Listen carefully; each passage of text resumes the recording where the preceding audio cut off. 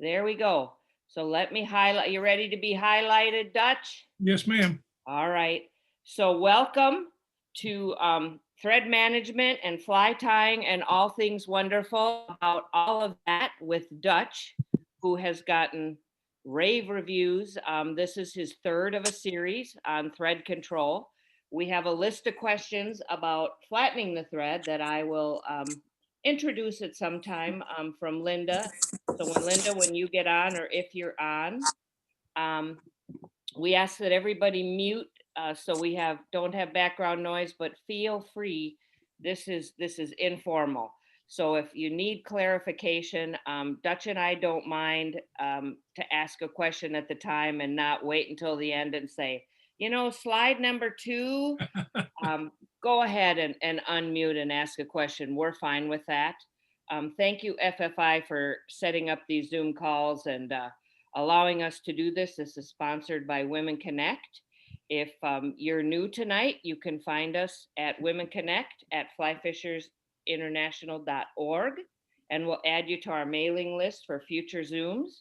You can find us at FFI Women Connect is the Facebook page. Fly Fishers International Women Connect is the Facebook group. Fly Fishers International is the main group, and that's where you'll find flyfishersinternational.org. They're trying to set up a library for us, so all of these Zooms are recorded. We don't have a place for them yet. And well, they're going to be on YouTube. What? They're going to be on YouTube. They're going to be, oh, that's right. That's right. Thank you, Patty, for correcting. Yeah. We're going to have them on YouTube. And I think I got an email this weekend that they may go live this week for a couple of them. Okay, so follow Fly Fishers International, and all of our previous Zooms that we recorded will be YouTubed. Thank you, Patty. I forgot that was the decision that's made. So it is with my great pleasure to introduce our teacher for tonight. I'm sad that this is number 3 because boy, he knows his stuff. And so Dutch, take it away. We'll have him back. Back again. Well, we'll have him back. Thank you. Just a couple quick housekeeping things. If you go to the FFI, or excuse me, to the YouTube channel, be sure to type in Fly Fishers International. I think if you type in FFI, I'm not sure, it might eventually get there, but you have to designate Fly Fishers International. FFI has its own channel now. So by entering Fly Fishers International in the search box, it'll bring up all of the videos that have been included now in the YouTube channel. The second thing, Sandy, is I wanted to mention that this afternoon, FFI had its first ever orientation session for new board members. And it was a very well done event, and I was really proud to see a couple things. One, that Patty Lucan attended as a new board member, which was a very proud moment, but also as part of the presentation, Patty made a presentation regarding women's programs and Women Connect, so that all the new board members, if they're not familiar with what y'all are doing, they are now. And it was very well done. So that was pretty exciting to see that. Okay. Thank you, Dutch, for clarifying. Yes, ma'am. Let's see here.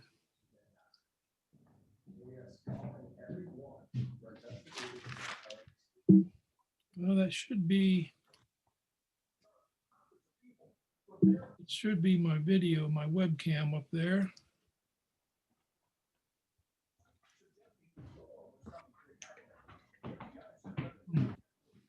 Okay, well, we'll do it like this then.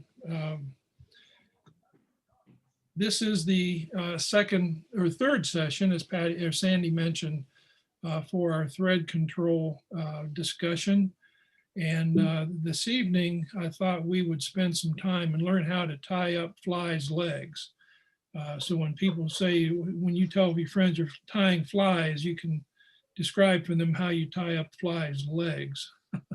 That looks like something Al would do there. This is just as a reminder, this is the table of contents. The thread control workshop has actually been divided into a part 1 and a part 2. The items highlighted in red font are the skills and techniques we've talked about already. And we have a few more individual fundamental skills that we can discuss. But the second part of the workshop is using thread control to hold and tighten material while we're dressing a fly. These red font topics have been discussed in previous sessions. And this evening we have 13 through 17, folding feathers, thread control with peacock curl, dubbing, spinning deer hair, and reverse the thread wrap. And Sandy, if it's okay, after we finish these part 2 skills, then we'll go back and pick up the ones we didn't finish in part 1. Yep, sounds And great. of course, as you said, we certainly want to take questions as we go, that's for sure. So folding feathers, this is somewhat of a strange concept to many people, especially just getting started in fly tying. What is this all about? Well, the purpose of using a folded feather on a fly is to allow the barbs to sweep toward the hook bend as the feather is turned around the hook. And this is something that we desire to do on many fly patterns. I'm going to give you some examples here in just a second. The feather should be on top facing you with the tip to the right and the butt to the left. As the hackle's wrapped, peel the trapped barbs from the base of the feather after each wrap. Now, let me show you a picture of what that really means. This is a picture of a feather that has not been folded prior to mounting it on the fly. And you'll notice there's, well, I want to call your attention, first of all, to the tag end or the butt end of the feather. The feather was tied in back here and it was wrapped toward the eye. And now this is the butt end of that same feather. It's probably a schlappen, or looking as long as it is, but I want you to notice very specifically, look right here. You notice how dark this area is right here. And then there's another dark area right here. Well, if you'll notice also then there's a space between this area and the next barb. What's happened here, as this feather has been wrapped around the hook shank, the barbs, like right here, have become trapped. They're trapped under the rachis or the stem as the rachis turns the feather around the hook shank. And so what happens is many tyers will just leave this alone. They'll just wrap a feather around a hook shank and not do anything about this right here. And then when they are finished, they wonder why all of their barbs don't look nice and straight and so forth. Well, this matter of folding a feather eliminates this problem of trapping or encumbering barbs on the feather as the feather is being turned.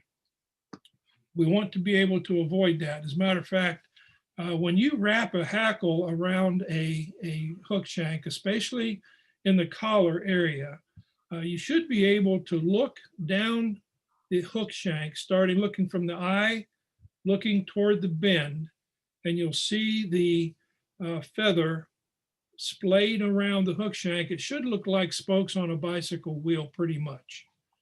And when you start to trap these kind of barbs, like in this part of the picture, you'll look from the eye to the bend and you'll see just a whole bunch of stuck barbs. And we like to avoid that. It just is not very pleasing to the eye. Now, I just wanted to mention and to support this discussion now, but also if you will participate in the salmon fly tying session with Peggy coming up, I wanted you to understand a very important concept about feathers. if it sounds strange to spend some time studying thread control, you can also spend a good bit of time studying the anatomy of a feather. And it's important to fly tyers, salmon fly tyers in particular. And here's why. This is a picture. This big picture here is just a regular feather. And I'm going to refer to any feather that's got a stem or what's technically called a rachis. Now, what we're going to describe here applies to any type of feather, whether it's a turkey, argus. I mean, it can be any pheasant. It can be any kind of a feather that's got a stem. If we were to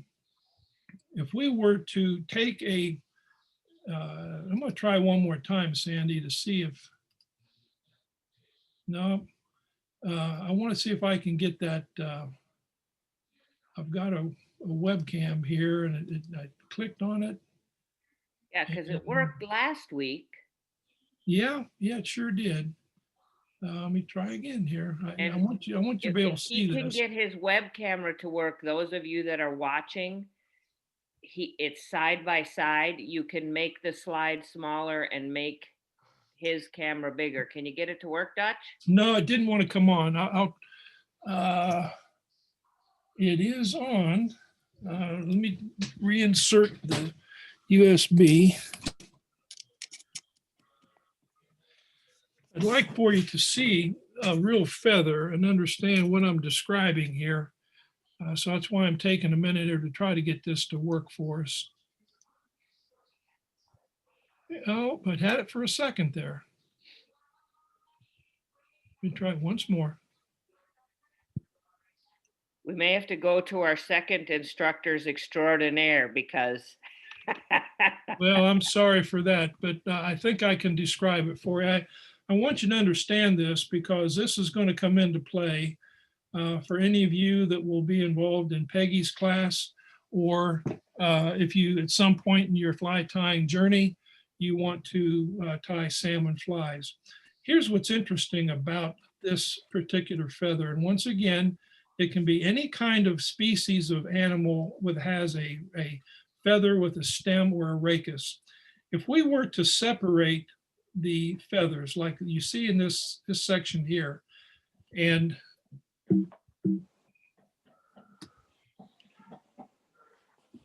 we're going to take a cross section of this area right here where the box is.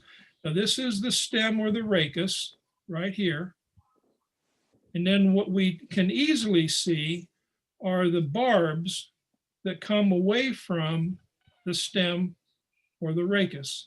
Now here's what's important for you to understand about salmon flies, and especially if you ever get involved in dressing a fly that calls for a married wing.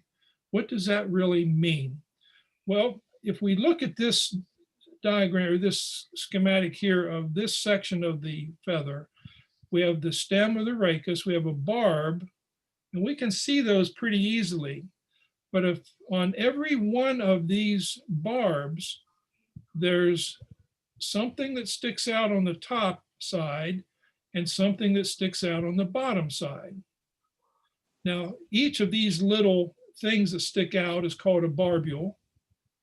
And what's interesting about this, if we think about Velcro, think about how Velcro works. Velcro is a situation where you've got one material that's got a little hook on it and another material that's got a little loop on it. And when you press those together, the hook goes into the loop and that keeps it attached. Well, that's what happens on these feathers. On one side, like on the top side of a barbule, there will be loops. And on the bottom side of the barbule, there'll be hooks. You can take a slip of feather or a section of any number of barbs. Let's say you peel out 10 barbs off of this feather.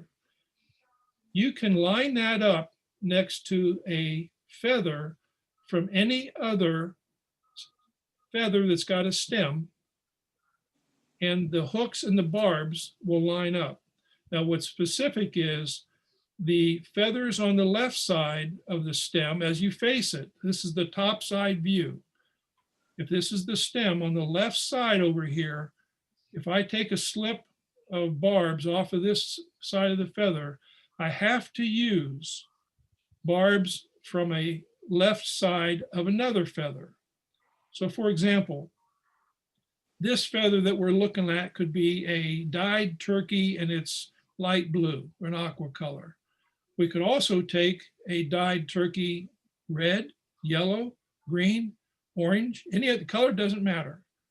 But if we take 10 slips from this feather on the left side of the rachis, and we lay them right next to barbs from the left side of a different feather, they will come together, they'll marry in that the hooks and the barbs will connect. And on a married wing, when we look at it, and you'll see a picture here of a married wing in a minute, that's what allows the slips from one particular feather to attach to another particular feather. Now, this not only works if we're using a turkey feather, and let's say we're using different colors, we want to have a nice colorful married wing. I can take barbs from a turkey feather and I can marry them to a pheasant or an argus or a Cory bustard or any other feather that's got a stem. And once again, remember the point here is that if I take barbs from the left side of this feather, they can only align with the left side of another feather. And the reason for that is the hooks and loops on each of these barbules is opposite from one side to the other. So in other words, on the left side, the hooks might be on the bottom and the loops on the top, but on the right side, the hooks are on top and the loops are on the bottom. So if we take feathers from the left side and we try to marry them with feathers from the right side, it doesn't work because the loops and the hooks don't line up. Now this is, if you get into salmon fly tying and you're going to marry a wing, it's a fundamental concept to understand. And I wanted to emphasize here too about folding feathers. There are some fly patterns like on the left, the stimulator pattern. And by the way, if you don't have some stimulators in your box, that's one you might want to be sure to include. It's a very, very effective fly. It's obviously one dry fly, it'll float well and so forth. But some dry flies, we like to have the collar hackle very vertical like this. You see how this hackle is very much straight up and down. But right next to it is a different picture. This is called a Numquah Special. And you'll notice on this one, the feather was wrapped around the hook shank so that the barbs of this feather fold toward the bend in like a cone shape. They're not vertical. So this is where folding feathers comes in. Folding feathers helps us create this kind of a shape on a wing. Now on the left, here the folded feather is used as a collar. Here we have not only a folded feather in the collar, but we also have a folded feather in the body. And the picture on the right, we have multiple body hackle. And all of these feathers were folded before they were attached or secured to the hook shank. Now here's just going back to what I was just describing about the hooklets and eyelets and all of those kinds of things. What causes a material to marry? In this particular example, you'll notice there's 1, 2, 3, there's at least 3 different feathers or barbs that came from probably 3 different feathers. And what this tire did was peel off a certain number of barbs, lay them from like the left side, lay them next to a number of barbs from the left side of a different feather, and they were able to match them up so they connected, or what's referred to as married.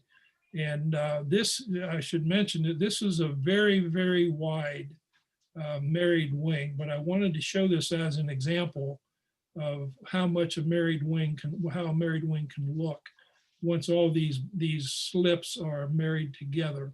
But the main thing on this picture is notice that there's not only in this picture the collar hackle folded, but you can also have hackle folded for the body.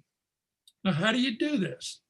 Well, here is a feather, and you'll notice all of the fluff and the fuzz and everything is stripped off, pulled off or peeled off of the rachis down to the butt end. Now, what I like to do, and what a lot of tyers do that will fold feathers, is grasp the stem of this feather with a hackle plier. And then place that, allow the hackle plier to be in the palm of, let's say, your left hand. So we're going to have a feather that's got a hackle plier attached to it. Now here we see the hackle plier is in the left palm of this hand. The stem is coming out here. It's bare stem, but then here is the portion where the barbs are going to be folded. Now what this tyer did was, with the index finger, press down or compress the barbs on the far side of the hackle with the index finger. Then the thumb will come in here and press the barbs down on the near side of the rachis or the stem. So it looks like this. Here's a case where the thumb is on the near side of the stem. The index finger is on the far side of the stem, and the hackles are in between. No, and here's the technique that's used. The index finger and thumb will grasp the barbs of the feather and compress them down like this. These barbs right here used to look just like this. The index finger compressed the barbs on the far side, the thumb compressed the barbs on the near side, and then they're pressed together going down. But here's the key step in this.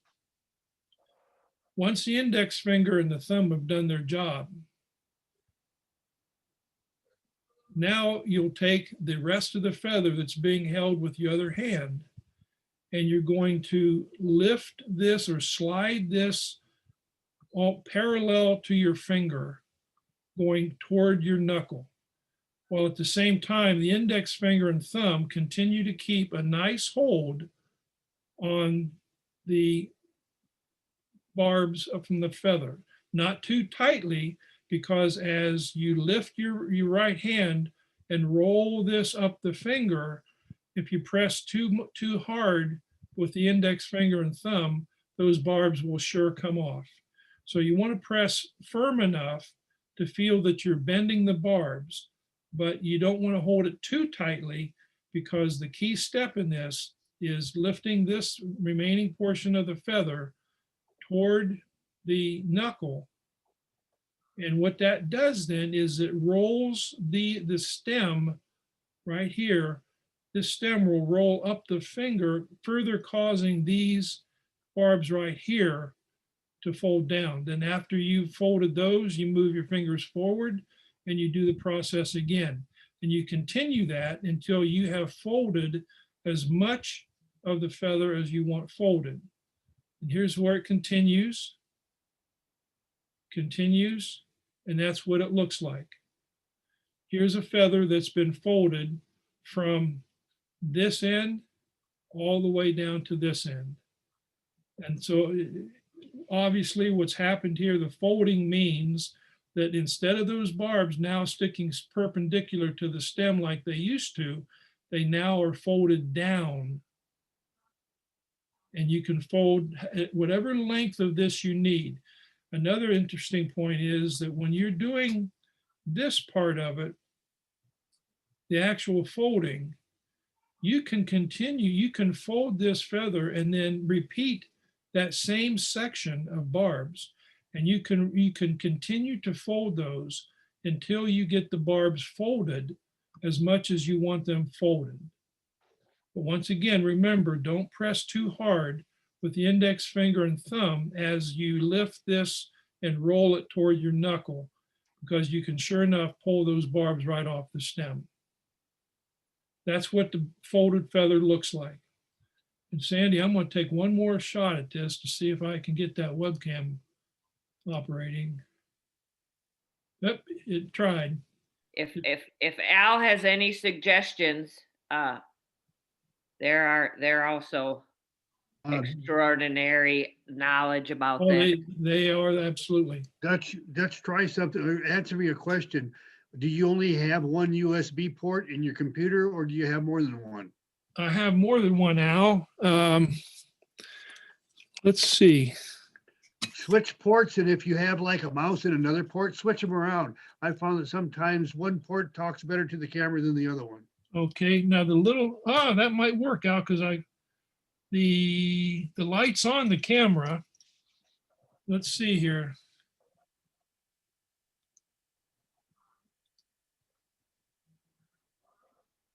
Oh, I saw it for a second. Yeah, it's flashing, it's trying. I It's did sure see it trying hook for to a connect. second. Well, that's interesting. Look at that. It's actually trying to, there's the hook or the vise, but it's hasn't changed the background. So I wonder if you take the background. Dutch, if you get rid of the background that you're using for the picture of you, you've got a still picture there of you, get rid of that. Because There we you've got- go. There you go. There we go. Good suggestion, Sandy. That's what we're looking Yeah. for. I'm glad we can do this because this I want to be able to show you the key part of this. So we're going to take a feather like this. I will place a hackle plier on the base or the bare stem, and then my fingers will come up here and my index finger will press on the far side, my thumb will press on the near side, and I'll compress those down. I'll just hold them like that. Then here's the key technique. When I'm holding them down, I'm going to take the remaining portion of the feather, and watch this. I'm going to peel it. Now I want to make sure I get my light to help us. Press the feathers. I'm going to lift the rachis and pull it toward my knuckle.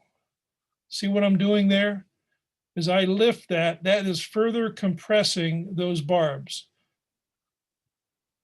Do it again. Press down, index finger, thumb, lift the barb and roll it toward my knuckle. And that causes those barbs to fold straight down, just like that. That's what I'm looking for. Then when I'm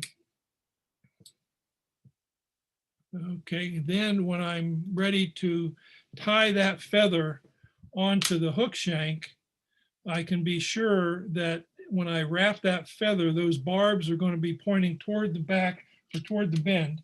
If I can do that very quickly here.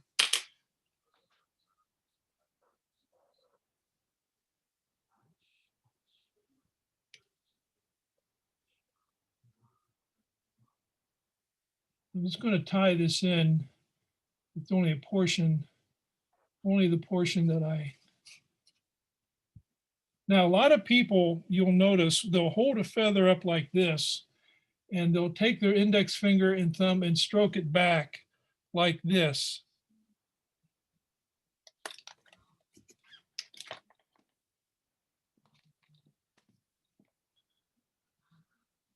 They'll take their thumb and index finger and stroke this feather back before they wrap it. Well, you see what I just did intentionally, I pulled that out. That's one reason I don't like to do those kinds of things at the hook, because you can very easily pull the feather away from the hook.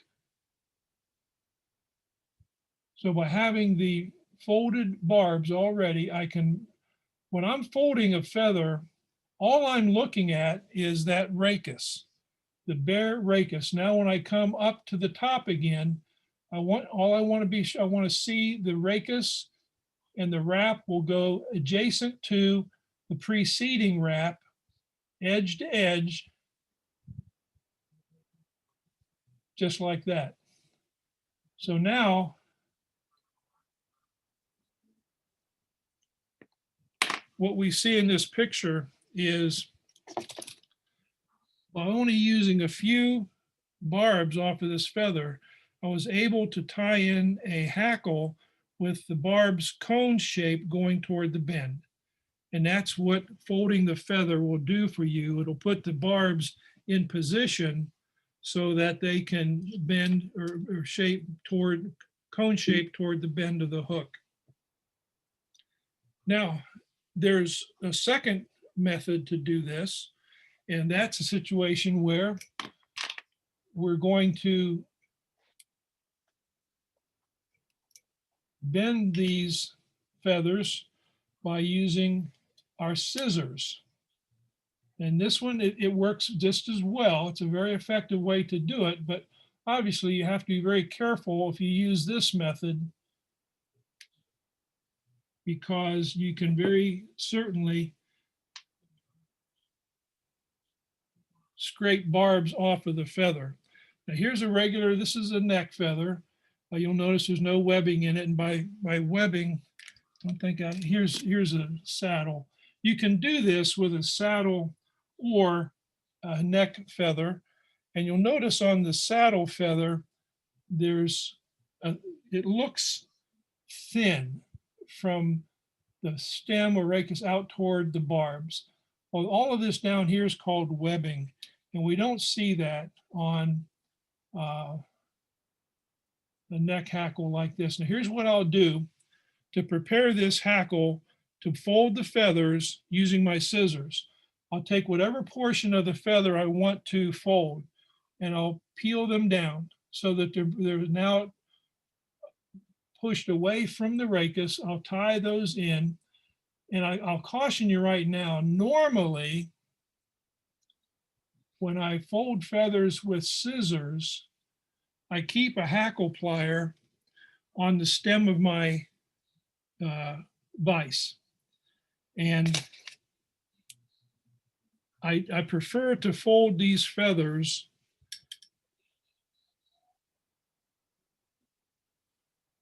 from the hackle pliers on the stem of my vise instead of after I've tied them in.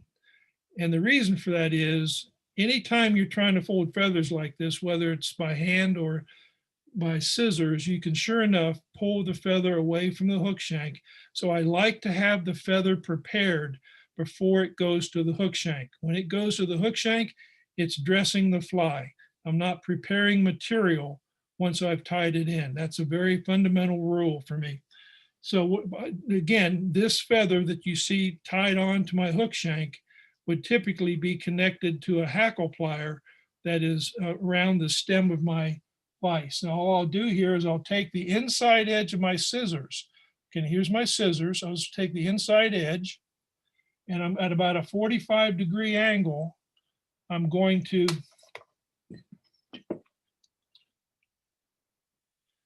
about a 45-degree angle. I'm just going to slide the inside edge of my scissors down the rachis. And can you see how those barbs have now all folded away from the rachis? They're no longer sticking straight out. Matter of fact, if I turn the rachis this way, these are the barbs that have not been folded. They're hidden because the barbs on the other side are already folded down. And once I've done the left side, I can come over here and fold the right side using the same technique. Now this is a good one to practice by just putting a feather tied into your vise, and just without, you're not dressing a fly, you just tie it onto the vise and practice bend or folding the barbs using your scissors. You'll develop a touch for how hard you can press on the stem of the rachis before you're doing some damage. Also, as this inside edge of your scissors slides across every single barb, you can hear a little bit of a click.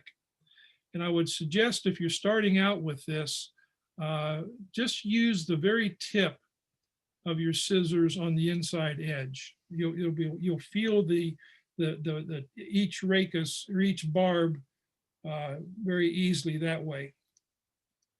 Okay. Now this is what you just saw on my vise. You'll notice over here, the bottom barbs here have not been folded yet. You can see how the folded barbs are down at such a at an angle more than the unfolded barbs are already. Okay, now there's yet another way to do this, and that is, this is a feather, a hackle that you tie in, but it was not prepared. It was not folded before tying it onto the hook shank. It's just a random feather that was wrapped around a hook shank. I can accomplish the same type of shape on this by folding the feathers using my thread. Now here's what I mean by that. I'm going to leave the thread right adjacent to the last wrap, or the securing wrap, tying that feather in. Then I'm going to do edge to edge wraps toward the bend. And after each wrap, I'm going to look at the feathers and see how much they have bent before I do the next wrap. And I'll continue to do an edge to edge wrap until I get the shape of that hackle that I'm looking for. So we've looked at folding feathers by using your fingers, by using your scissors, and by using your thread. Now we're going to talk about peacock herl. Your thread control can be a great asset to how you're going to manage applying thread or applying peacock herl to your fly. You'll take the desired number of peacock herls. So let's say we're going to use 3 herls. The first thing I do is I'll pick the 3 herls I'm going to use. And I don't like the ends on there, so I will simply cut off those 3 ends. I'm going to tie in those 3 herls right there. Now I'm ready to wrap them toward the eye. I'm going to leave the thread hanging right where it is. I'm not going to advance the thread. I just tied in the herl strands, and I'm going to leave the thread right there. I'll take the remaining herl strands, or the 3 herl strands, and what I typically will do is I'll just give them a little bit of a clockwise twist to get the ball rolling. And then I'm just going to come over the top, underneath, edge to edge wraps using the herl going forward, but the thread is still hanging where it was tied in. Every wrap of herl advances the thread toward the eye. And in the process of so doing, when I wrap this herl right here at this point, the thread is helping to compress that herl, all 3 strands together, and allowing the barbs on this herl to stay vertical. And I can put on the herl as much as I want, finish it, tie it off, and I'm ready for the next step on that particular fly. So that's tying in herl while wrapping peacock herl, allowing your thread to hang with the tie-in spot. Now we all know that peacock herl is very fragile. So here's another thing we can do using our thread to help us with peacock herl. We're going to start our thread. I'm going to take a few more strands of peacock herl. I've got 3 more. 3 more. Once again, I'm going to cut off those ends I don't want. I'm going to tie it in.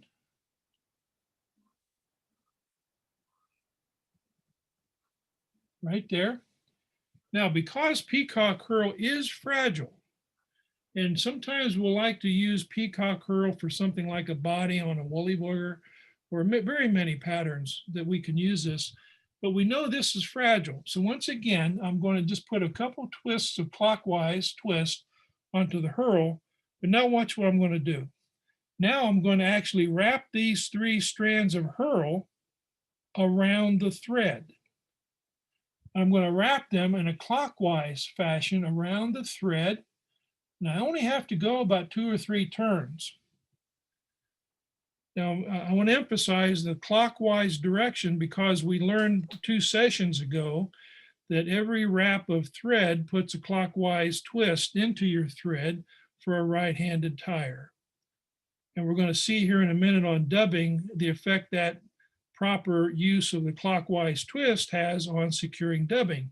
But for a fragile peacock herl, tie it in, do a few clockwise twists of the 3 strands, then wrap the 3 strands around the thread. Then I'm going to hold, my thread is making this peacock herl much stronger. Now I'm going to hold the peacock herl and my thread all together. Now I'm going to wrap them onto the hook shank all at the same time. And what's happening now is every one of those thread wraps is making a counterclockwise or clockwise twist, which is also grabbing the peacock herl and tightening it, bonding it onto the hook shank, making it much stronger. So if you're going to apply peacock herl someplace on a fly, that's a pretty delicate area, this is a good way to help strengthen your peacock herl as you tie it on. Okay, moving on.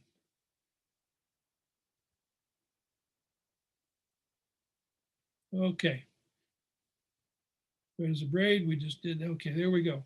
Now on dubbing, an important feature of dubbing is to be sure the amount of dubbing you're using is sparse. That's probably one of the biggest mistakes you see on fly tires in general, and especially folks just beginning, is they use way too much dubbing in their dubbing process, whether it be a noodle, just wrapping dubbing around a thread, or building a loop. Either way, you can always add dubbing once you've started to apply it, but it's difficult to take it away. And if you have too much dubbing, it does not spin around the thread, it just clumps up. And then that can actually cause a weakening of the thread and so forth. So even more important is to wrap the dubbing onto the thread in the correct direction. Since the thread will naturally twist clockwise for a right-handed tire, as you wrap or turn thread, dubbing should be attached to the thread in a clockwise fashion. Now here's just a packet of dubbing. I'm going to pull out some of the dubbing, but you'll never see me pull a clump of dubbing out of the packet. I never pull a clump out.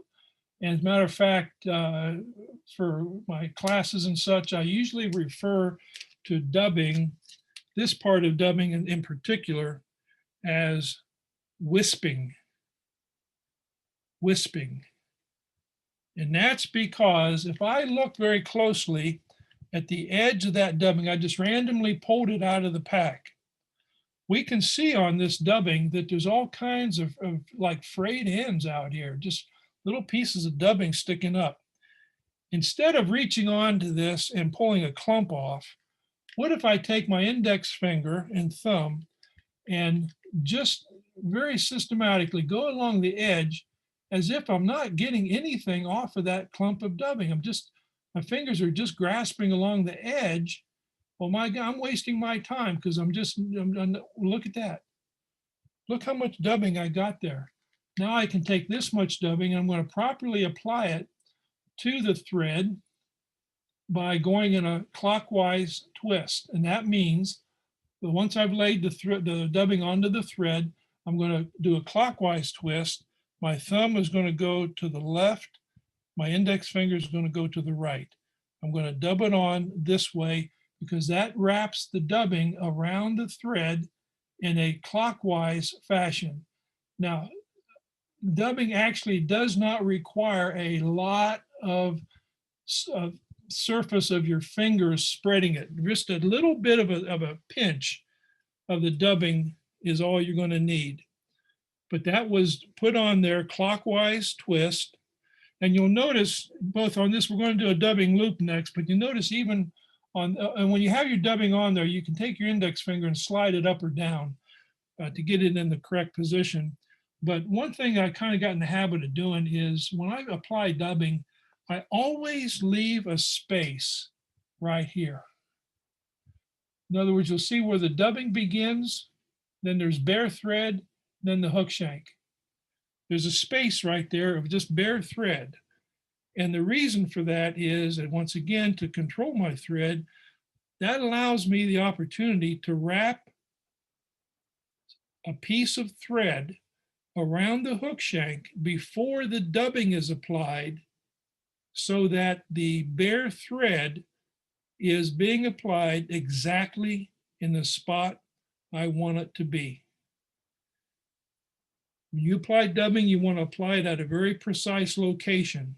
And by having that little bare spot up there, I can begin to wrap this noodle of dubbing, and the first couple wraps are just thread. See that? Now I'm starting to wrap the dubbing.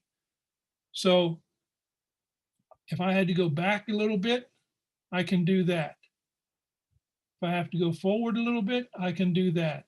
I can get the actual thread in exactly the right spot before the dubbing begins to wrap on. Okay? Now I want to show you an experiment that if you doubt this, or you want to say, is that right? That doesn't, I'm not sure about that. Well, what's this?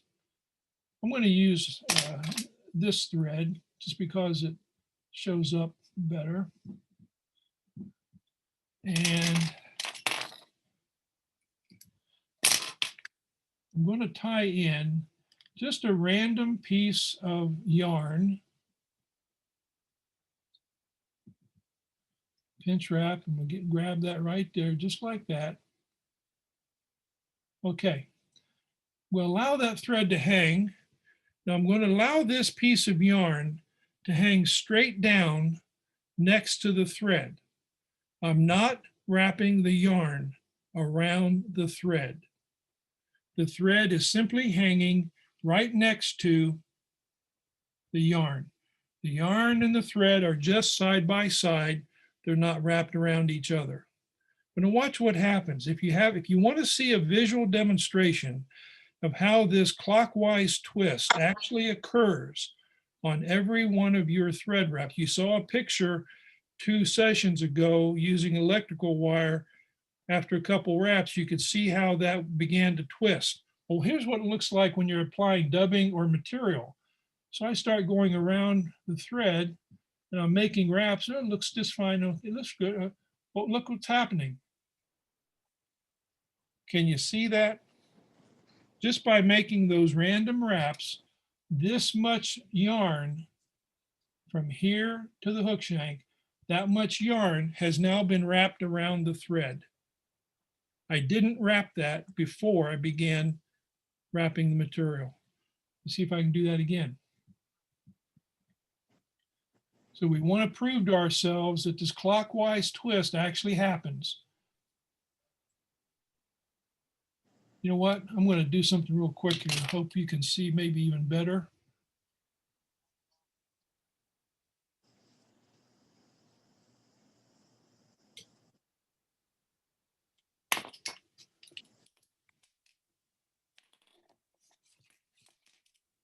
Well, wouldn't you know it? Okay, here we go. Okay.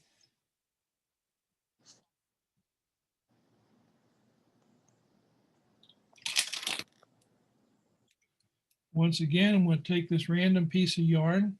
Maybe the red and the white will contrast a little better.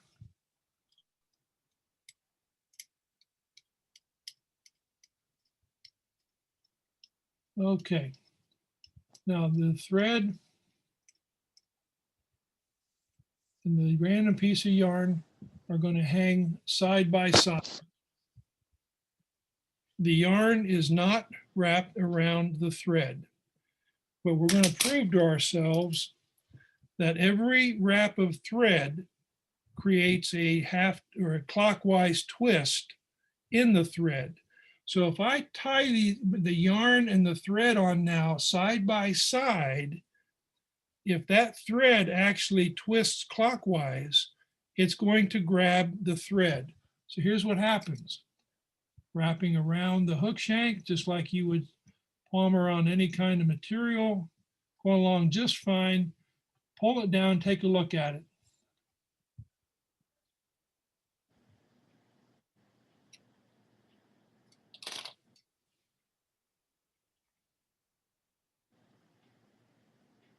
Here you can see where that red yarn is 3 turns around the thread in just that many wraps.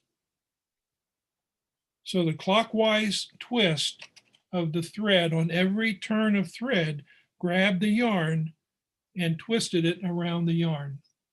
That's proof positive that the clockwise twist occurs on every single wrap of your thread.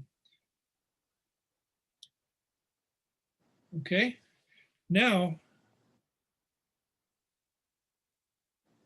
if you want to try another experiment with this, go ahead and wrap your yarn around the thread in a counterclockwise fashion, just like this.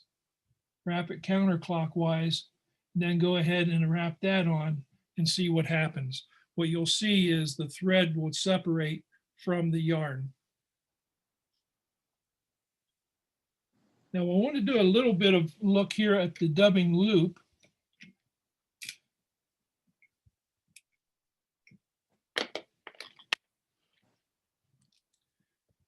The thread control is an important factor with your dubbing loop. And we're going to prepare a dubbing material before we actually prepare our loop. Now, this is an important step to remember. I see a lot of tyers that want to create a dubbing loop and insert material, and they actually prepare the dubbing loop before they've prepared the material. Then they have a problem. Here's one thing that can happen very easily.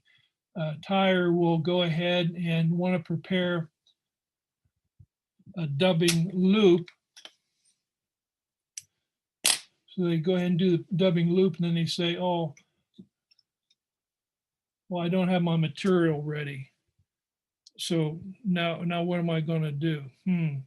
Well,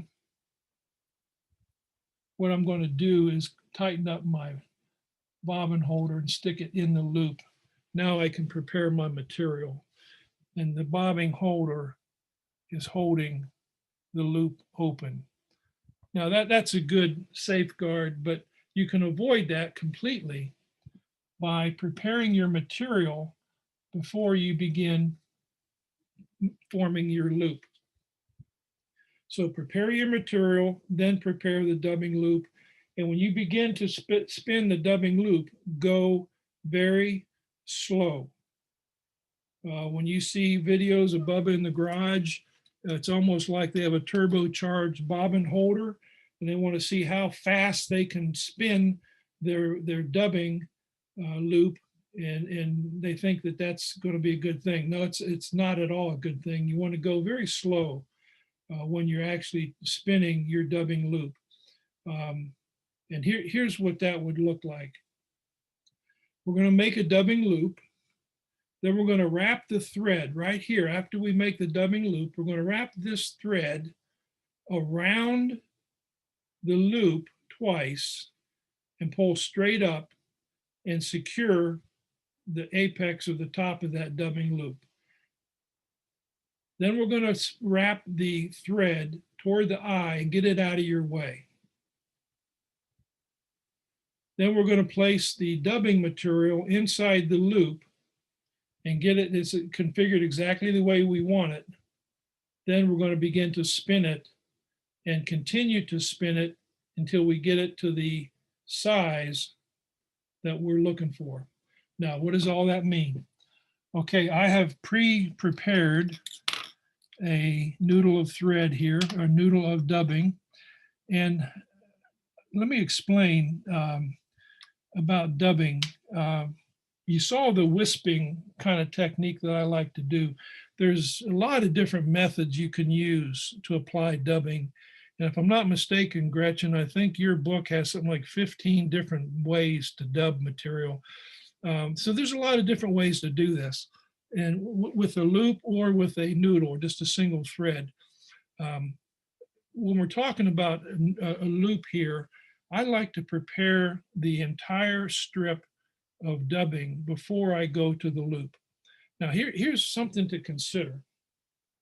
I want to explain how I do that, but also if you have ever seen somebody nowadays tying what's called a composite loop of dubbing. What that means is that that loop of dubbing no longer contains just one type of dubbing material. Suppose you had a body on a particular fly and the abdomen of that body was going to be one color, and you could advance your dubbing until you come to the thorax, and the thorax is a different color. Well, you can actually put both colors of dubbing in your loop, the abdomen color first and the thorax color right behind it, spin your dubbing loop and wrap those both colors on at the same time, and you'll be able to apply two different colors of dubbing for a fly that requires two different colors of body. Another thing you'll see nowadays is there's some manufacturers have something called carp dubbing. It's becoming very common. And what they've done there is they've taken dubbing and they've actually added to the dubbing rubber legs, you know, and they cut them into really small, short sections, allow that to fall into the dubbing, then they mix it up with something like a coffee blender. And when you lift up the dubbing, you'll see the dubbing and it's got little pieces of rubber already in it. And when you put that in a loop, spin it and wrap it on, it really looks buggy. And that's one of the key things about using a dubbing loop versus a dubbing noodle. You can tighten the dubbing onto a noodle very, very tightly. But on a loop, you can tighten the material as tight as you want. And if you don't tighten it down real tight, you can make your fly appear even more buggy than tightening it down very, very tightly. So here's what I'm going to get at. Now, here's the dubbing loop. Here's our dubbing loop. This is the only time in fly tying that I use sticky wax. This is Vineyards. I've got a tube of Overton's that is, I'm kind of stingy with that. I'm trying to make it last. It's very old, but this is the only time I'll use sticky wax anywhere on a fly. And what I'll do on this loop is I'll just run down and back on the bottom, down and back on the top. Sometimes I'll only do the bottom, but if you're only going to apply it to one, you want it to be on the bottom piece of the section of the loop. Then I'm going to take the piece of dubbing that I've already prepared, and I can lay that inside the dubbing loop, and I can place that in the dubbing loop so that the material is the amount of material on each side of the thread is equidistant or the same. I'll take and by the way, if you're in the market for a dubbing spinner, this dubbing spinner is very heavy. It's got a nice base to it. I mean, it's heavy, but you'll notice it's only got one prong. I can put this in my dubbing loop and spin. I can go out and make a sandwich and come back and it's still spinning. This is a very true spin. Sometimes with true, they don't spin evenly necessarily, But I can take this spinner, and this is made by OPST, Olympic Peninsula Skagit Tactics. It's an excellent dubbing spinner. I'll insert my dubbing spinner, and then I'll gently close the thread and look at my dubbing to make sure that the dubbing is equidistant on both sides of the thread. Now here's a little technique I learned some time ago where I'll actually take a whip finish tool and I'll lay the bare portion of the thread in the whip finish tool. Now when I spin, I want you to see when I spin this dubbing spinner, I only spin it that much. And I can watch the dubbing begin to spin in the loop. And I'll just let that spin that much. Then I can go back and I can spin it another little bit.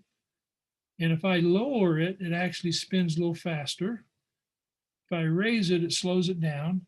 I can spin it a little bit more. And I can continue to spin that bobbin holder or that spinning dubbing spinner very slowly, little bit at a time, and I can watch the dubbing closing or tightening in the loop. And along the way, after one of the spins, I can hold the spinner stopped. And I can go back up here. I can even out the dubbing. I can pick out extra pieces that I don't want to have in there. I can prepare this dubbing loop just the way I want it before I'm ready to wrap it onto dress it onto the fly. Now, I like to ask this question in my classes, and everybody seems to get a kick out.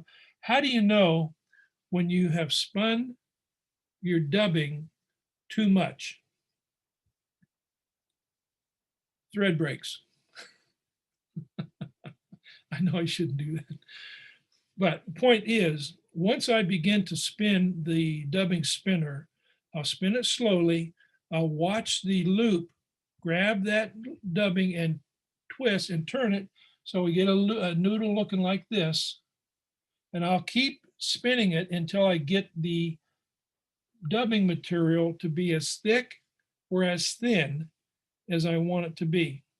This is especially true if I have a different kinds of dubbing react a little differently. If I have a composite loop where I've got maybe some little pieces of legs sticking out and so forth, I might take a little more time just to pick those as we go along to make sure they're sticking out the way I want them to.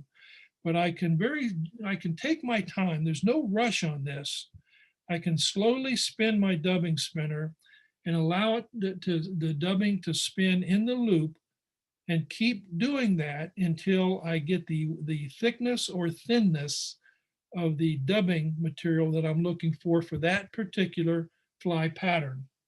So then once I've got it to the thickness or thinness that I'm looking for, once again, notice this. Right up here at the top of the dubbing, I've got a bare space. As I mentioned before, I really like to have that bare space on there so that now when I begin to wrap this dubbing, I'll hold the spinner and the thread and I'll wrap it, and I can direct that thread, that bare thread, to cover exactly the spot that I want it to before the actual dubbing begins to wrap onto the hook shank. Then once I get it in place, I can continue to do vertical palmering, vertical wrapping of the material going forward. And you're not in a hurry. You're not in a hurry. So that's how my thread control can help me.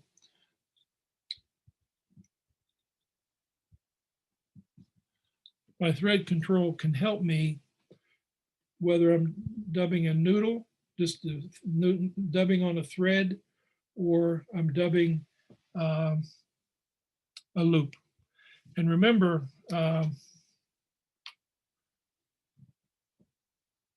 if you're putting dubbing onto the thread by itself, put it on clockwise and take a bare hook, just tie on some thread, take some dubbing, spin it onto some thread, try it, spin it clockwise, spin it counterclockwise, and see the difference. And I'll tell you right now, if I watch somebody wrap dubbing where they attached it to the thread counterclockwise, I can be sure that before they finish wrapping that thread, dressing the fly, they're going to have to stop and reach up and tighten, continue to tighten that dubbing around the thread.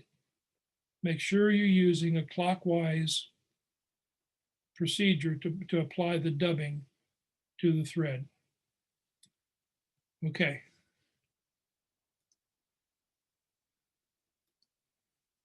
Now, the only thing here on spinning deer hair is we've talked about one technique in thread control, and that is that we don't want to wrap thread on top of a previous wrap of thread. It's called thread wrap effectiveness. We want the wraps to be edge to edge, maybe spiral where it's appropriate, but typically I want them to be edge to edge. Spinning hair is one of the few times that the thread wrap effectiveness doesn't apply. On spinning hair, a common technique is to secure a clump of hair using 2 wraps, one on top of the previous wrap, then slowly pull straight up on the next wrap. Now let's just think about why. Why does that work, or why are we saying that? The 2 wraps around a clump of hair that you want to spin are loose wraps. Both are loose wraps. So you do a loose wrap, a second loose wrap over top of the previous loose wrap, then pull straight up. And if you're stacking hair, you continue to hold on to the butt ends or to the tips. If not, you let it all go and it all will spin around your hook shank. This is the same kind of concept that we talked about when we make a 2-loop pinch wrap. Remember that one where we held a piece of material like a wing, a clump of deer hair above the hook shank. We're going to tie in an elk hair caddis. And so we have a clump of elk hair. We lift the thread a couple inches above the hook shank, wrap 2 pinch wraps around the material. Then the third time around, we go under the hook shank and pull straight up, and that lowers all the material right on top of the hook shank in a very tight, compressed fashion. Same concept here. The loose wraps on spinning hair are just that. They're loose wraps. We don't want those to be very tight. Now, some of you might have watched Mike George. He did an FFI online session here a couple weeks ago, and it was outstanding. But what I found of particular interest was throughout the entire, and Mike is considered one of the premier spinning hair tires anywhere. And he emphasized throughout his whole presentation the importance of thread control. And he very clearly said several times, the problem he sees with a lot of people that want to spin hair is they make a loose wrap around a clump of material, maybe a second wrap, but then they do a third, fourth, or fifth wrap. And when they pull up, those wraps are encumbering themselves. It doesn't allow the material, the thread, to grab and compress the hair material and turn it or spin it. So he emphasized 2 loose wraps, but this is the one time where your thread control effectiveness will allow for wraps to be right on top of the previous wrap. Now, this one applies if you're going to be in the business of tying a D fly, or if I don't know what patterns Peggy has in mind for your salmon fly class, but very often, if you have a salmon fly and you know it has wings, a jungle cock, or a piece of material on the sides or the cheeks by the head or near the head, this reversing thread wrap is a technique that a lot of salmon flyers will use Do you need to do it? Not at all. It can help you, but it emphasizes the importance of pulling straight up to tighten material. Now here's what that looks like. We've got a thread base. Now we want to reverse the thread. So we notice that the thread is coming off the far side of the hook, just as normal. I'm going to place a bodkin under the thread while the thread is hanging. And I'm going to lift the bodkin toward me, just like this. Then I'm going to take the bobbin holder, go under the bobbin, and wrap under the hook shank. You'll notice here, this orange thread, we don't see it right there. All we see is black hook shank. That's because the thread is going under the hook shank. One wrap, two at the most, pull the bobbin holder toward you, and that will pull the bobbin toward the hook shank. Keep the bobbin in the loop until it gets up to the hook shank, and then allow it to slide out. And then once you've done that, you can reverse the process and your thread will be hanging in a normal fashion. This is a technique that is very effective in thread control, but it's one that you may not ever have any interest in. You can still tie on cheeks. You can still tie on a D-fly wing by not reversing your thread. But if you get in the notion where you want to reverse thread, that's how you do it. Okay, we've got a little bit of time left, Sandy, I think. Let's just go through some of the fundamental skills we did not talk about yet. I've emphasized already to prepare your material before you place it on the hook shank. Place the thread at a location for the next material. The only exception to that, and you'll see this often in salmon fly tying, a person will secure material and they'll secure it with a securing wrap and then maybe 4 additional edged edge wraps. They'll take the next piece of material to be tied in and they place it where it's the tie-in position is, but they back off 3 wraps. But typically you would leave the thread hanging where the next material is going to be applied or be tied in. Prepare the material, whether it's cutting butts off of hair or whatever it is, prepare it before you take it to the hook shank. Now here's an example. Here's a situation where this is elk hair. It's already been measured to make sure the length of the elk hair is the correct length. These are the butt ends. Now, before any thread wrap is done, take your scissors and you cut off the butts to the desired length for the butts to be tied in. Tie them in, secure the thread, and you don't have any more tying to do or clipping to do. I've also seen people that will try to tie on marabou, and for some reason, after they tie in the marabou, they start plucking it to get it to the look that they're trying to get to. Prepare that before you go to the hook shank. So what happens? This happens occasionally where you're going along and all of a sudden you've gotten to the head of a fly or something, and you've been tying with white thread, let's say here, and you've been dressing all of your fly with this white thread, and all of a sudden you want to tie your head, you want to form your head, and you're going to use red thread. So you need to change thread. So how do we do that? Well, we've wrapped material, we get up here, we're going to get in a position where now we want to change our thread color. Now we want to, let's say we're going to tie in a red head. Well, one way to do that is to actually do a whip finish here, tie that off, and do a jam hitch of red thread and go from there. Well, what you've also just done is created bulk. You've got some additional lumps in there that you don't need, so there's a better way to do it. And that falls in the area of thread control. And what we're going to do here is now we're going to go from this white thread to a red thread. I've advanced the white thread as far forward as I can go. So the white thread is as far forward as it can go.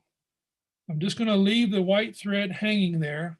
I'm going to come up here with red thread and begin a jam hitch, making edge-to-edge wraps going toward the bend of the hook. And every one of those wraps is not only going around the tag end of the red thread, but it's also grabbing the white thread. Now I can stop. When I cut anything off the bottom, I always use the rotary portion. And when I cut thread, I seldom will use the closing method. I'll just allow the edge of the scissors to, like a knife, slice it off. One exception to that is if you're using Kevlar or GSP type thread, that might be a case where you actually want to use the V, or the inside portion of your scissors, and keeping tension on the GSP, slide the GSP down in there and then push up with your scissors, it'll cut off. Okay, now the white thread's gone. Now I've got just red on there, and I can come back in here now and finish my fly with a red head. There was no extra jam hitch. There was no extra whip finish. It was just secured by doing one jam hitch over the original thread. Changing thread on the hook.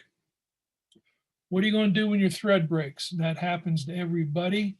It's good to have a substantial hackle plier.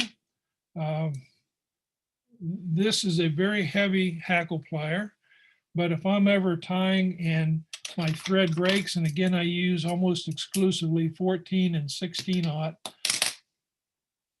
I'll try to place a finger on the top if I have to, but I'll take this heavy hackle plier and grab the tag end and just let that hang. And that heavy hackle plier will keep that thread in place.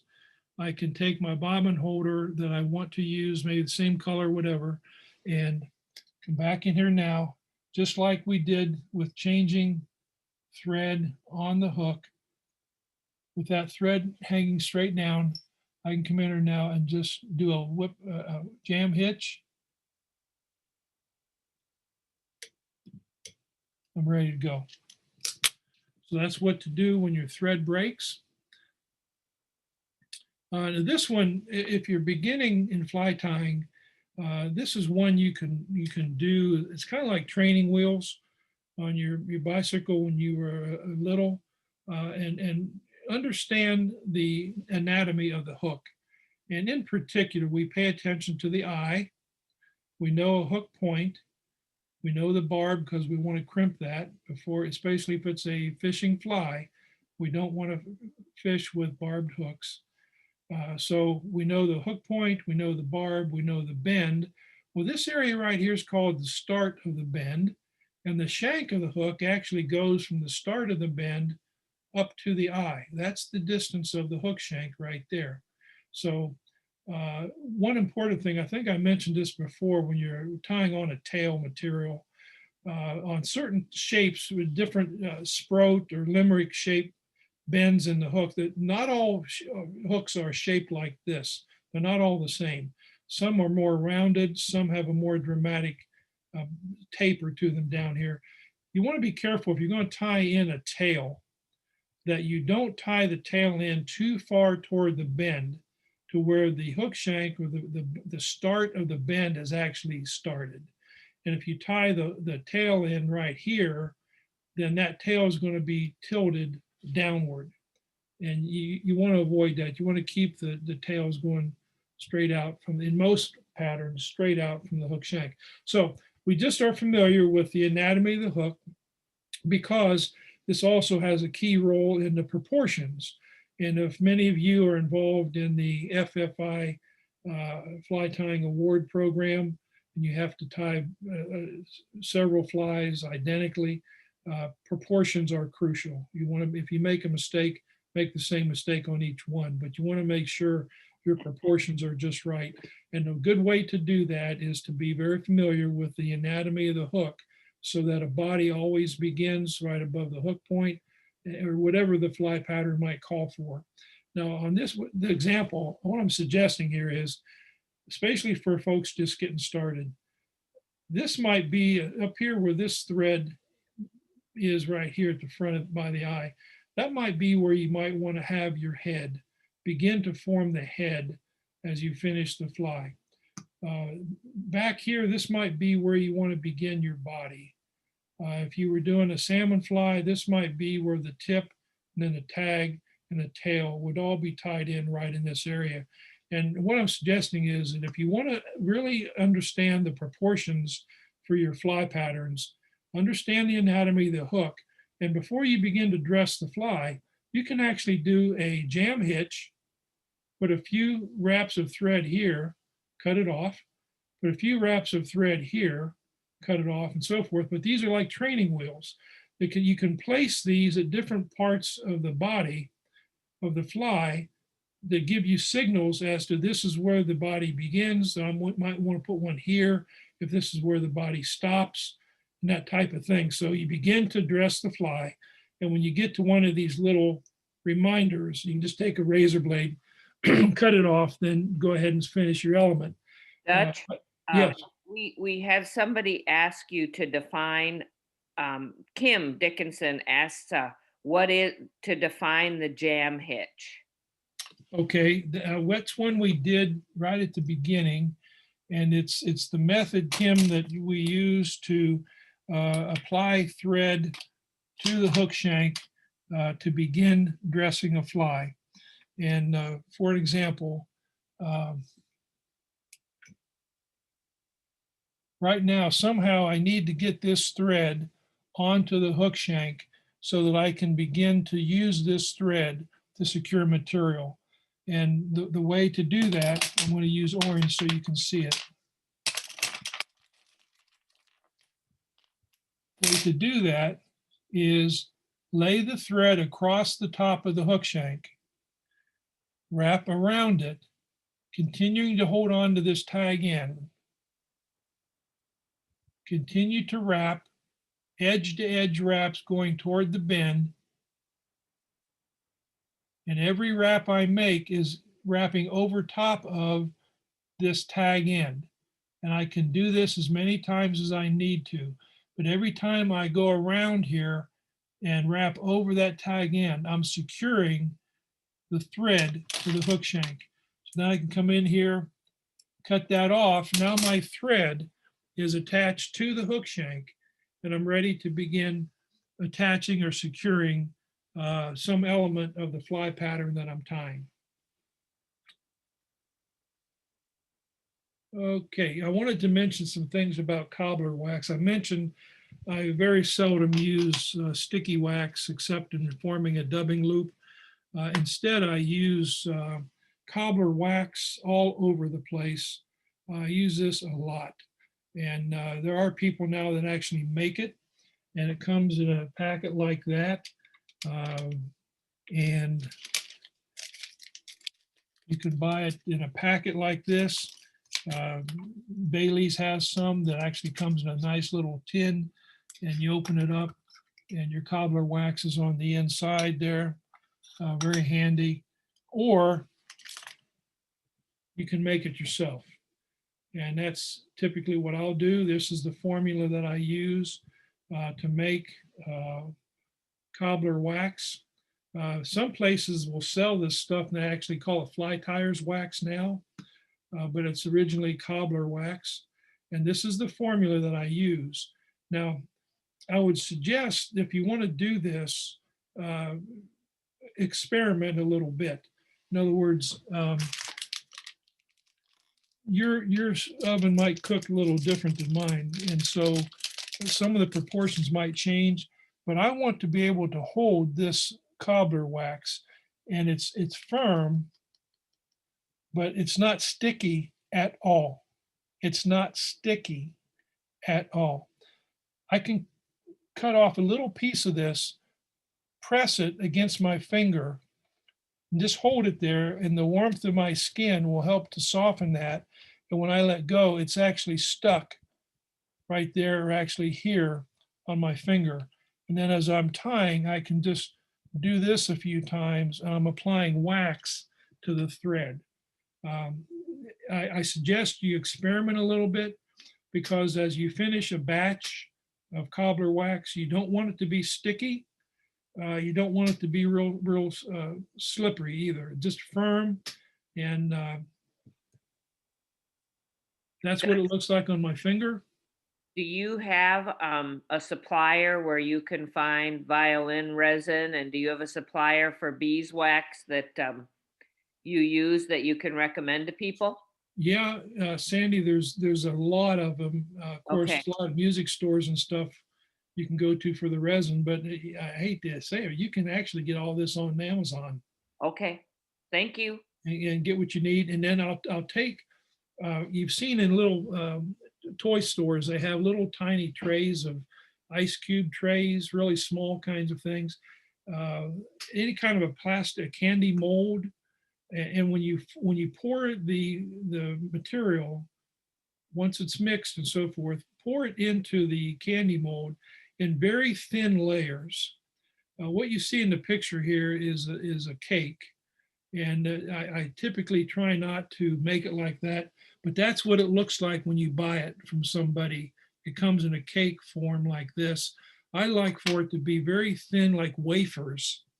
And the reason for that is that when I take that wafer and I press it against my finger and hold it there for a couple minutes, it warms up, it softens up, and then it sticks to my finger.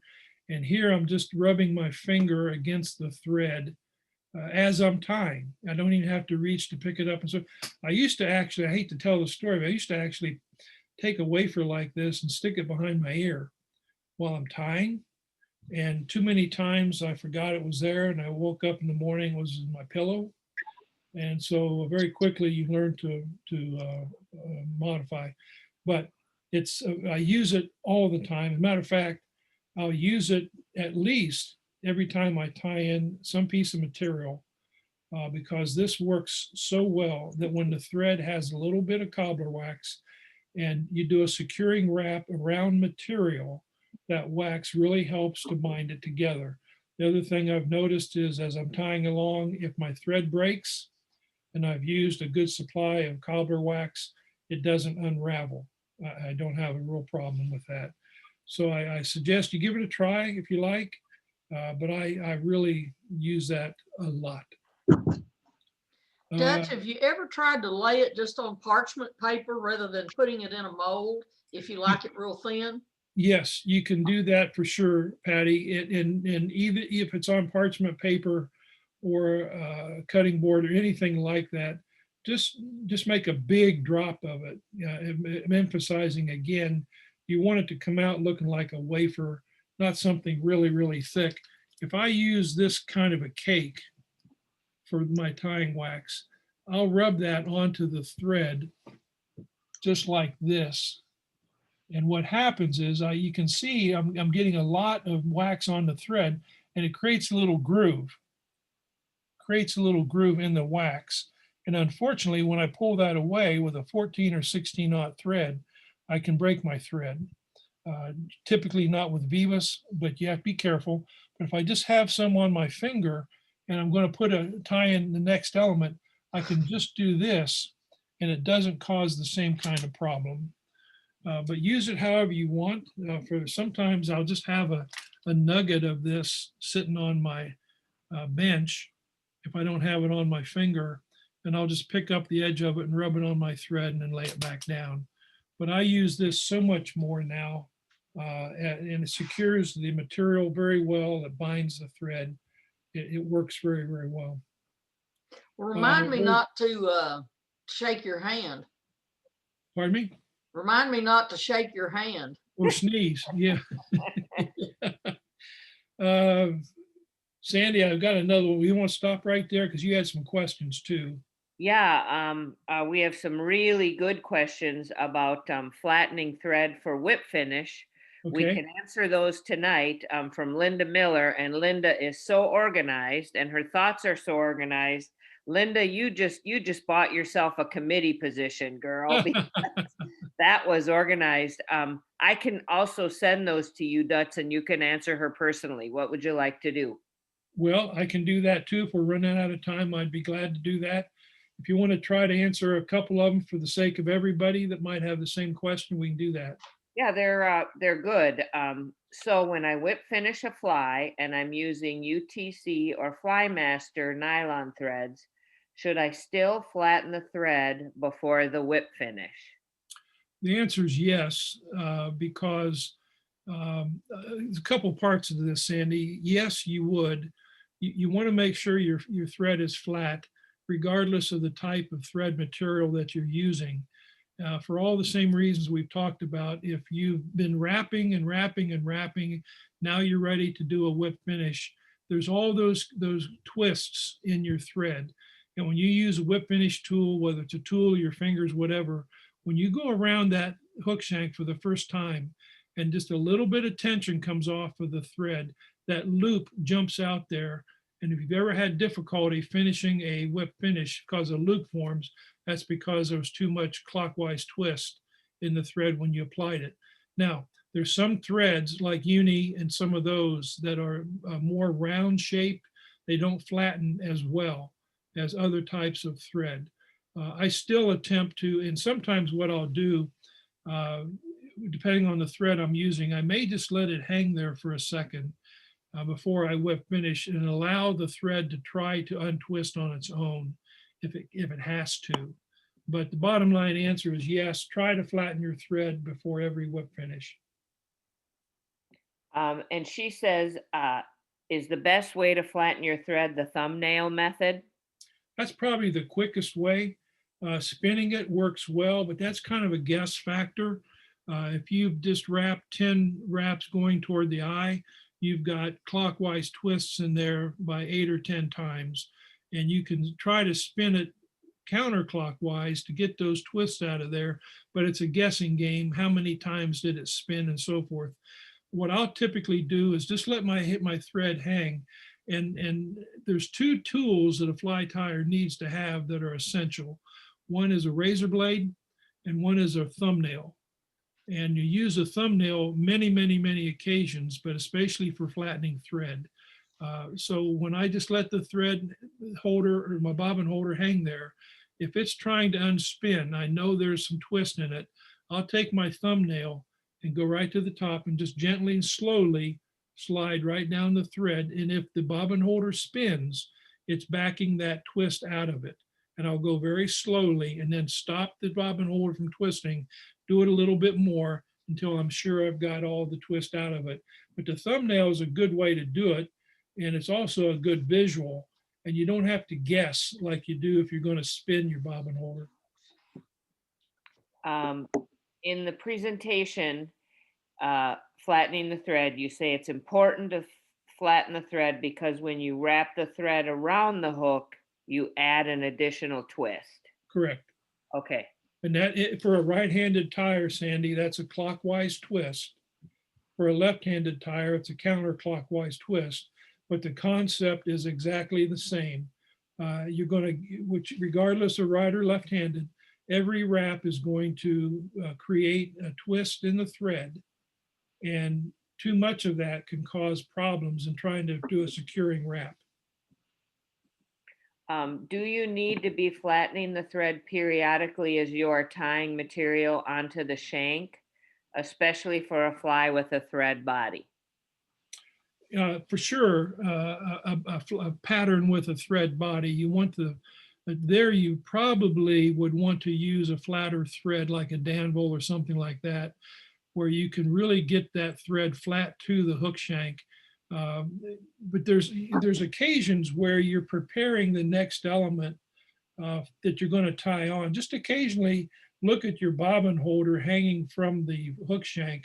And if it's hanging just by it, it's not spinning, then your thread has found its flat space. If it starts to spin, it's trying to get back to that flat space. So just watch what your thread's doing and it'll tell you if it needs to be flattened or not. And then just a couple more thread questions. So nylon threads like UTC or Flymaster, which are listed as flat threads, do you also need to flatten them? Yes, there's uni, there's two that I don't mess with a whole lot on flattening.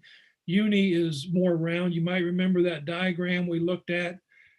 Uni is the one that has the bands of thread tightly together, but it had a bonding or banding thread going both ways. So that forms that thread into more of a round shape. And the 6/0 and 16/0 in Vivas And is she not, mentions the 8 and 14 in Vivas. 8 through 14 is made the same way as Okay, Danville, and you can flatten those, but the 6 and 16 are more round like uni. so let's see. Linda, did that answer all your questions? Perfect, especially the Vivas 8/0 to 14/0. If it's made, I can flatten that. That's perfect. Thank you. Yeah, Linda, one other thing about the 6 and the 16, Vivas claims they did that, and what's strange about it is all of the threads will put that band in there in a clockwise fashion, except uni, which goes both ways. What Vivas decided to do was do a counterclockwise band, but on 6 and 16, instead of multiple strands of thread with a band, it's actually 2 threads that are woven with a band counterclockwise. And the reason they did that is they wanted to be sure to provide a thread, especially a bigger diameter like a 6, where you can take a bodkin and poke it through the thread, run your bodkin up and down a little bit, and actually create a bobbin or a dubbing loop. There's a lot of people like to make a dubbing loop out of their thread. I never do. It seems to me, I just have this notion, it's kind of like a sand shot in golf. You got to stick your club in the sand. It just doesn't seem right. But for fly tying, to take your thread and stick a bobbin through it and do this and then put dubbing there and twist it, it seems like it's weakening the thread. I could be dead wrong, but they did it so that people can actually make a dubbing loop out of their thread. Okay, thank you. You're welcome. Now we have a demonstration question from Cheryl. She asks if you would demonstrate the reverse jam hitch. Okay, so we're gonna, and thanks to Al for his recommendation on the webcam. One thing we learned tonight was you can't do your webcam if you have a virtual background. Well, I think it was there. We just couldn't see it in the background. You tried, sure That's did. that's a good to know. Thanks, Al. Now, here's what. Actually, I've rethought, and I think what that was is to get a virtual background, didn't you have to put a red line through your camera? Yeah. That cuts them all off. To do a regular jam hitch, we lay the thread across the top of the hook shank and start wrapping toward the bend. Now, I mentioned before, you can go under and you're still going to wrap toward the bend. You can go whichever way you want to go. Traditionally, it's on top and you go toward the bend. There's occasion where you're going to want to start your body maybe back here, or you're up here and you're going to tie in. A lot of salmon fly tiers will tie in a gut eye. They'll use a blind eye hook like this one. There's no eye on this hook. And so they'll use gut to tie in an eye. So what they'll do is they'll lay the thread across. Now notice when I do the normal jam hitch, I've got tension on both sides of this. But for a reverse, I'm going to reduce the tension and allow the thread to roll underneath. See what happened there? I allow the thread to go underneath the hook shank. I'm going to secure it. Now I can wrap forward. And that's a secure jam hitch. And the places you use that would be if you have a body that's going to start back here, and you can use a regular jam hitch. You certainly can. But a reverse jam hitch here ties in material, goes toward the eye. And if you remember when we did the skills on tying in a double a two tail or three tail. We started with a material thread wrap from here about halfway up, and that's where we tied in the tail material. But the reverse jam hitch can be used especially at the front or at the eye when you're tying a salmon fly and you're going to tie in a gut eye. You can use a reverse hitch, and this happens a lot in the salmon fly tire world. They're really obsessed about bulk. I finished a beautiful fly one time and showed it to a friend of mine, and he asked me why I had 2 extra wraps at a certain place. And that's nuts. That's nuts. But that's the world of salmon fly tires. But it helps you to keep the lean, clean look. It's a great technique in thread control to be able to use that when you need it. Thank you so much. Well, hey, Cheryl, that's Cheryl. That's I it. know this Cheryl's my friend. Cheryl, how are you? I'm good. How are you? Good to see you, my friend. Good to see you. Thank Thank you. Thank Great you. presentations. Thanks, Cheryl. Cheryl. Yeah, I think Cheryl's new to our group, and so we're glad to have her. Cheryl is a great tire, ties a good bit, great fisher, fly fisher, and she's really handy with a 2-handed rod. So that's a great job with I had a good instructor. that.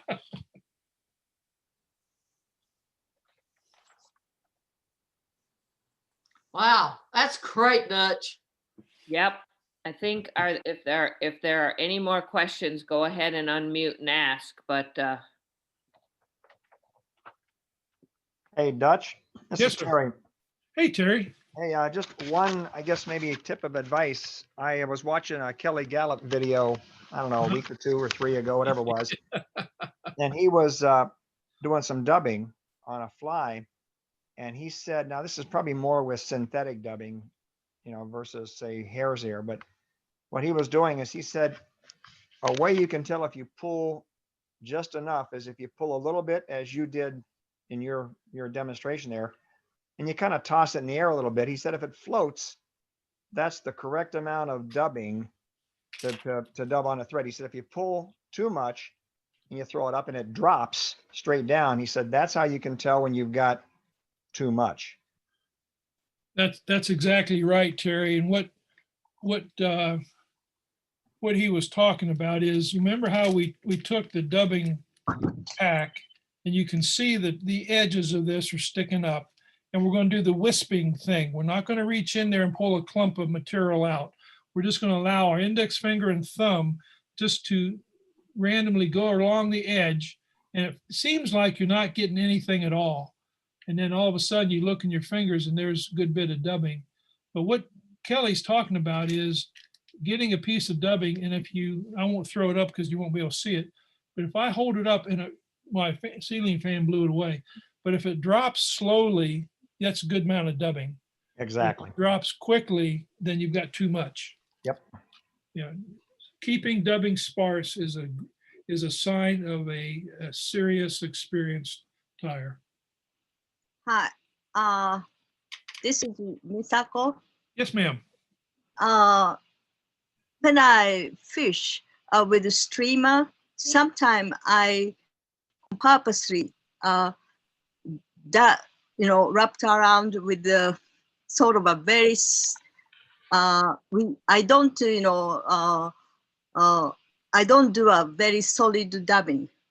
It's very airy, like kind of a really, really boggy. So I don't twist that much if I use the dubbing group. Yeah, so it's not it is very light way to dub the body, but when you sink at the bottom with using like a streamer line, like a D3, it's really swimming in the water. And I like very airy dubbing for that kind of a reason. It's not a dry fly. I'm not sure, Sandy. So I don't twist that much for the loop. Okay, dubbing loop. Yeah, you just want it really puffy on your streamer, right, Masako? Yes, yes. And okay. there are bubbles in there. And then Yeah. so they swim in the bottom. Mhm. Right. I understand. That happens often if the dubbing was applied with a dubbing noodle where the dubbing was pinched onto a single strand of thread, not a dubbing loop, but it was pinched on there counterclockwise. And when the dubbing went around the hook shank, it was not secured by the thread. It looks like it might be tight, but then when it gets wet and you start casting it, it unravels. One thing you can do if you want to prevent that from happening is instead of on that particular fly pattern, instead of using dubbing on a piece of thread, just a noodle, use a dubbing loop and allow the dubbing that you place in the bottom part of the loop to stick out more on each side of the bottom piece of the loop. Then when So in other words, you are saying picking material after the tie, or? well, when you put the dubbing into the loop, make sure it's solid strands, but allow it to be wider in the, I see. Yes. and then when you tighten it down, more of the dubbing will stick out. And that will look very, very dubby, but it's secure in the dubbing loop. Yeah. Thank you. Yeah, I see. yes, ma'am. That's a new term now. It will look very, very dubby. That you put that in your book, Dutch. Put that in the Dubbing could book. be a good thing. That's right. I think the wisping is, The is wisping great. is good too. That's, yep. Wisping seems to tell the right story. And it prevents people from pulling a clump of dubbing out and thinking they're going to be able to attach that to a piece of thread. Doesn't work. Thank you very much. Yes, ma'am, Masaki, thank you. Any other questions? This was a fabulous program. It's a 3-part program. All of them will be up on YouTube, I hope soon. And we'll put it on our Facebook whenever it's available, and we'll say exactly where it is on YouTube. Very good. Because apparently we're going to have our own little section. Yep. And this tonight's video will be on Facebook for a week. So you can go back and rewatch tonight on the Fly Fishers International Women Connect Facebook group page. Very good. Very good. Dutch, fabulous. Thank you. Yeah, most of the Okay. other chats are thank you, a good explanation for a beginner tire. I understood everything you said tonight, which I Yeah. find is a very high compliment. That's nice to hear. Thank you. I want you all to know, I just kind of sit here and wait for my phone to ring. So if you have any questions or things about fly tying or fly fishing in general, please don't hesitate to reach out. It tickles me to do anything I can to try to help people. And I appreciate the opportunity to be with y'all. And you have a great thing going here, Sandy and Patty, and I support you 100%. We'll have you again. Oh, yes. Like You're I said, signed I'm up. sitting by my phone. All right. Good Thank night, y'all. everyone. And thanks for hanging in there. Thank you. Bye. Good night. Thank you. Good night. Hey, Thank you. Cheryl. Bye. See ya.